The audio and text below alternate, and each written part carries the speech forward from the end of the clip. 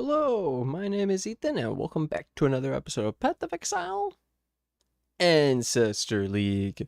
In this episode, I'm going to be going over my Atlas passive skill tree plan, what I'm going to be doing for the new upcoming 3.22 season for Ancestor Trials of the Ancestor League, what I have planned. Let's get into it. So my idea was to start off at the bottom and to show it like in order, and then to show you my priorities as you would path through, and then at the like middle or the end, I'll be going over adjustments we will make later, especially stuff that like enables us to save points on the tree. Okay, so here we go. You would be pathing up, and I decided to start to the right. I went through Nico, so we'll have some extra chance for Nico missions. Decided this because 4 points, and we're already at the blocking of league mechanics, but at the beginning, I'm actually not going to put any points into these right away, and what we're actually doing is going up here, and then here, and we go for the map sustain. We're going shaping the mountains, 25% chance to have a 1 tier higher, and then you also are only 3 points away from stream of consciousness, so then we get your maps have 50% more base chance to contain extra content, which is insane, and it lists all the extra content. And then we are also right next to this cryptic gateway. So I figured out that this was the best way to get to the other side to get the rest of the shaping. So then you could get shaping the skies, and you'd have the 50% chance for maps 1 tier higher in that little bit of points. We've got stream of consciousness, both shapings, and then the gateway. Now this is where I decided that I could come down and grab the barriers to block these league mechanics. I realized, man, yeah, just block the breach, block the abyss, block the expedition, block the garden, block legion in the beginning, and then we'll just have 10% bonus chance to contain other extra content. This one I just block all of them easy, and then this one we'll come back for later. So we have the 50% map sustain, and then we have the blocking of 5, so we have tons of extra content. And then I noticed technically there's like a lot of blight right here. So if you path up, you could just technically grab this blight, and you'd have a high blight chance if you really want to see blight right now. But what I was planning is to go up, and then you have this quantity wheel and the rarity wheel by going into the middle.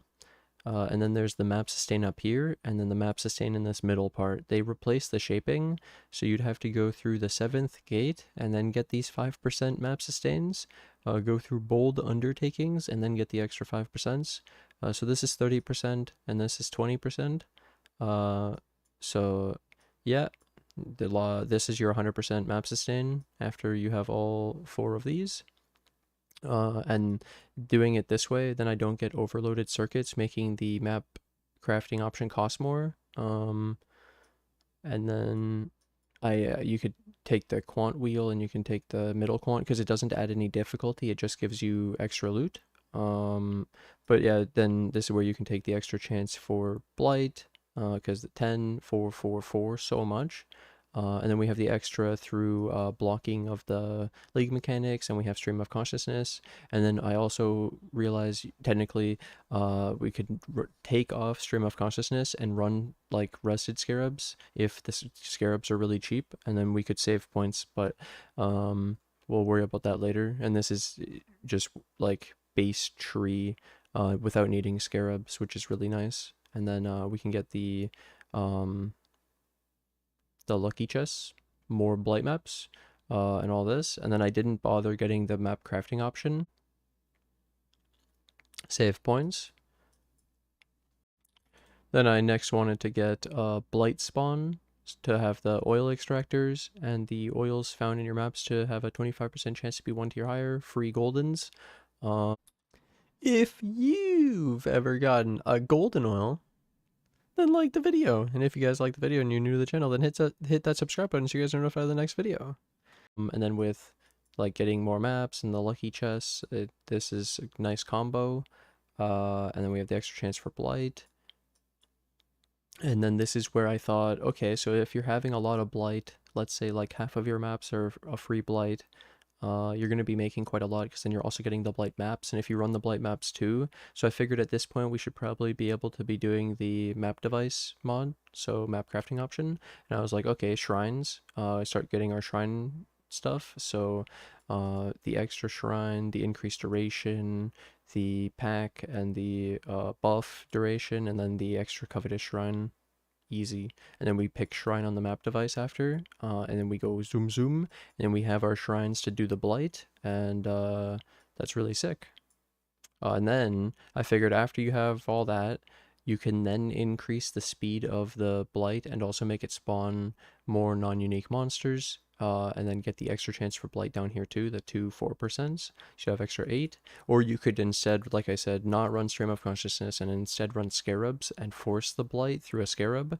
And then you don't need the map crafting option, you don't need the chance for blight. You save a lot of points, which is pretty neat.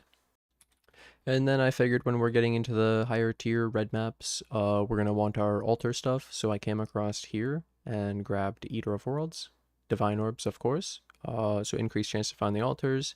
And then we also got the pack size, and we also got the double Icors. So you want your grand Icors and greater Icors. Even lesser is going to be great in the beginning, right? And then increased effective upsides.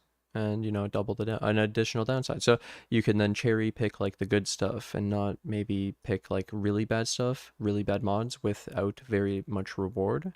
You can only pay, like you could wait for the divine orb, for example.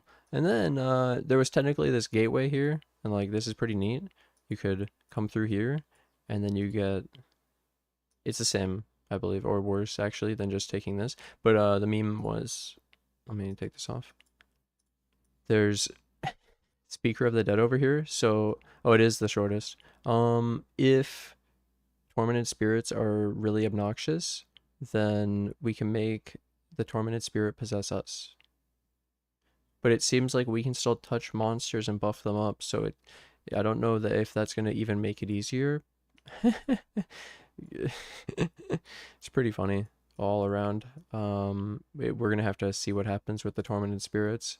And then the later upgrading of this tree is when you get void stones and watchstones, you're going to get the extra 25% chance to get a map 1 tier higher when found. And so then you can save this 30%, this 20%. So you'd save the 50 and you save a bunch of points just getting 2 void stones, and you get them pretty early doing just searing and eater. So yeah, that's really cool. Just doing the searing and eater progress and fighting them, the quest version. So then I also blocked metamorph, delirium, and ritual, and then it's to focus on blight and getting smuggler's caches and then the bonus stuff, because with stream of consciousness you'll see here that it says a ton of league mechanics, and so some of these that are not blockable, for example, shrines, smuggler's cache, I kept it. Strong box, tormented spirits. So we're gonna have more, and then we I think it's rogue exiles too. Yep, and essence. So technically, with saving points or even just spending 1 extra point, we could take the higher tier essence. You could even take essence stuff. You're really close to it if you want to do essence, but I don't. And then the with the save points, my thought is technically ritual might be interesting with the new keystones, and just putting points into ritual and doing ritual after when we're, because you have to survive the ritual for it to be really effective and kill all the monsters. So, and then this adds mods, and this makes a really hard monster at the end. So we could spec into these after we're more situated, but for the beginning I try to make it as easy as possible, as foolproof as possible, and really just so we can shine as much as possible. Truly, why make it more difficult for, yeah, and we can later when we're stronger. True. So that's the idea there. So some honorable mentions, I just, because maybe people have thought of this extra stuff and they were curious what I thought, because there's a lot of stuff here. So the all hands, I realized there's only 4 masters that appear in your maps, and one of them doesn't.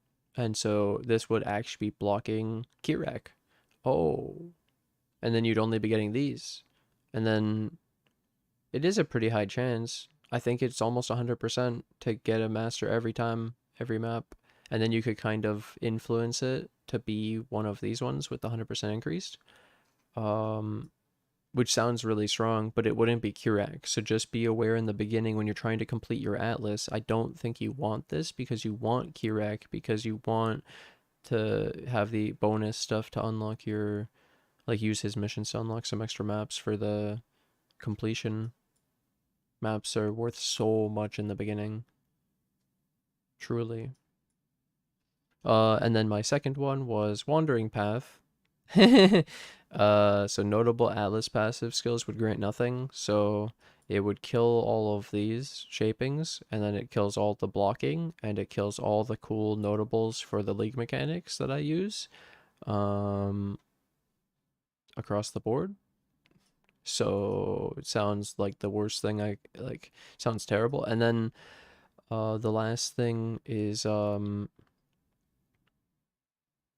the beginning, when you destroy these two notables, let's say you took this shaping, these two shaping, and you went to wandering right away. So you would double these. It's 10, 10, 10, 10. You get 40. With what I get 50 without even needing wandering path. The notables are great. And sure, you save 2 points from the shapings, but, and like all the other notables you would save, I guess, but I actually like the notables a lot, so I don't do wandering. Pretty cool though. Wandering's better later with the like increased effect of modifiers and all this quantity, and the modifiers is the big thing. We don't actually want this as much in the beginning because it adds so much difficulty, because map mods are insane, especially when you're corrupting your maps, which is why I actually thought of there was an alternative. So you see how this is 2 points? I had a different pathing where I had through here at one point, so then it would only be a couple points, but then I also did the gateway at one point because I was, just for fun, I spec'd speaker from here. So imagine, whoops, god damn it. Imagine speaker from here. Okay, like that. And you, let's say you save some points, and then you took your gateway, and then you would save the 2 points here, and we have less effect of the modifiers. But that's when I realized this is already so close that I don't need to do all this. And then did I even need the speaker? And that's when I saved all the points. Pretty cool. Pretty cool. So yeah, I'm really happy with this. And the map sustains wonky now, but this makes it work still. Should be the same, just a little bit worse. Well, watching my own video, I realized the wandering, by the time you're here, you would be pathing past the middle, so you would get the extra 30% in the middle, which would be 60. So it'd be the 40 and then the 60. And so just in this, with wandering, you would get 100, and then you could actually get 20 more. So that's the benefit, I guess, of wandering. But like I said, I actually do like to block league mechanics, and I do like to focus, and I like to use the notables for the league mechanics that I actually end up doing in almost every single case. I actually like the league mechanic notables, so I don't tend to use wandering, and it would be mostly, like I said, for the high quant, high modifiers, high quant, and then I guess high map sustain. It would come with it.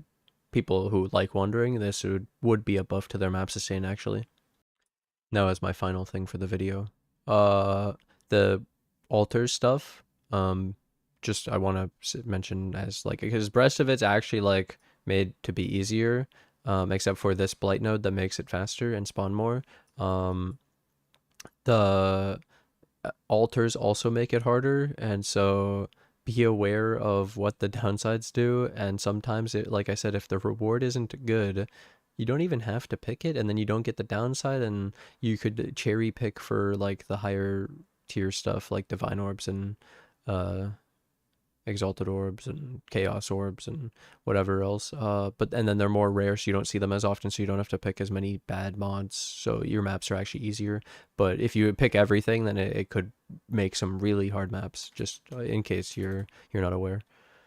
Altars, and that's at T14 plus, I believe. Now I'd like to thank my Patreon and YouTube members who financially support the channel. Thank you guys so much for the support. Rico549, David, Stephen with a PH, Stephen with a V, Cynic, Hannes, Lewis, Nicholas, White Wolf, and N8. Thank you guys so much for the support. Bye!